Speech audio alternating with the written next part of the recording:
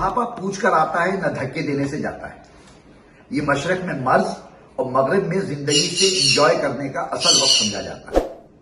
بڑھاپے میں دانت جانے لگتے ہیں اور دانائی آنے لگتی ہے، اولاد اور اعضاء جواب دینے لگتے ہیں، بیوی اور یادداشت کا ساتھ کم ہونے لگتا ہے، خوراک اور صحت آدھی رہ جاتی ہے، نظر اور بال بھی کم ہونے لگتے ہیں۔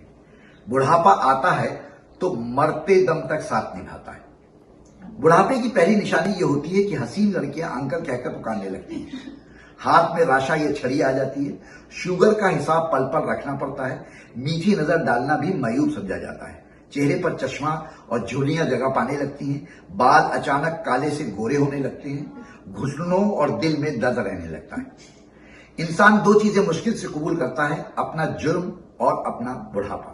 ہمارا بچپن دوسروں کی دلجوئی اور خوشی کے لیے ہوتا ہے، جوانی صرف اپنے لیے ہوتی ہے، اور بڑھاپا ڈاکٹروں کی۔ جب بار بار اللہ، ڈاکٹر اور بیوی یاد آنے لگے تو سمجھ لیں آپ بوڑھے ہو گئے۔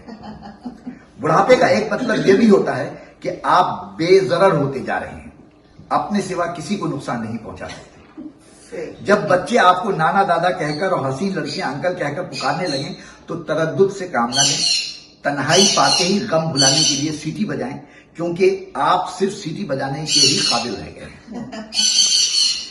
بڑھاپے میں اگر آپ کا وہ آپ جو پڑھ رہے تھے، بتا رہے تھے دستک کا، تو دیکھیے اسی کا جملہ تھوڑے سے مزاح کے انداز میں، طرز کے انداز میں، کہ بڑھاپے میں اگر اولاد آپ کی خدمت کرتی ہے، اس کا مطلب ہے کہ آپ نے ان کی تربیت اور اپنی لائف انشورنس پر پورا دھیان دیا۔ مرد کبھی بوڑھا نہیں ہوتا، یہ ایک نہیں ہزاروں بوڑھوں کا خول ہے۔ بوڑھا ہونا الگ چیز ہے اور بوڑھا دکھائی دینا الگ۔ ہر بوڑھے میں ایک بچہ اور جوان چھپا ہوتا ہے۔ بوڑھا ہونا آسان کام نہیں، اس کے لیے برسوں کی ریاضت کی ضرورت ہوتی ہے۔ دنیا نہ چل پاتی اگر بوڑھے ہونے کا رواج نہ ہوتا۔ بوڑھے ہونے کے بہت سے فائدے اور کافی سارے نقصانات ہیں۔ سب سے بڑا فائدہ یہ ہے کہ بوڑھے کو دیکھ کر سب سیٹ چھوڑ دیتے ہیں سوائے سیاستدان کے۔ اچھا خاندان اور اچھی حکومت ہمیشہ اپنے بوڑھوں کا خیال رکھتی ہے۔ بوڑھے نہ ہوتے تو چشموں اور دانتوں کا دھندا بالکل مندہ ہوتا۔ بوڑھوں کو بدی اور خاندانی منصوبہ بندی دونوں کی ضرورت نہیں ہوتی، مگر نیت اور نظر پھر بھی خراب رہتی ہے۔ عورتیں بوڑھی تو ہوتی ہیں مگر ان کی عمر اکثر جوانی والی ہی رہتی ہے۔ مغربی عورت اپنی عمر چھپاتی ہے نہ جسم۔ پاکستان میں جو عورت اپنی عمر 35 سال بتاتی ہے وہ 50 سال کی دکھائی دیتی ہے۔ کینیڈا میں جو 55 سال بتاتی ہے وہ دیکھنے میں 35 کی لگتی ہے۔ پاکستانی آمدنی چھپانے میں اور چینی عمر چھپانے میں نمبر 1 ہے۔ ایک تحقیق کے مطابق آج کی دنیا میں 5 سال کی عمر کے بچے کم اور 60 سال سے زائد عمر کے بوڑھے زیادہ ہیں۔ اگلے 5 سالوں میں 60 سال سے زائد عمر کے بوڑھوں کی تعداد 1 ارب ہو جائے گی اور ان میں سے 80% ترقی یافتہ ممالک میں ہوں گے۔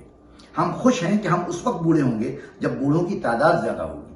کثرت کی عادت کی وجہ سے کینیڈا میں بزرگوں کی کثرت ہو گئی۔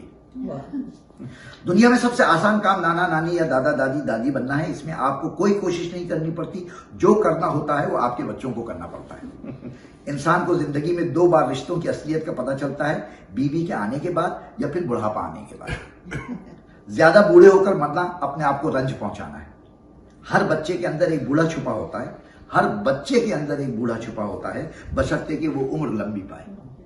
کیا باکمال دور ہے یہ آغاز بڑھاپا بھی۔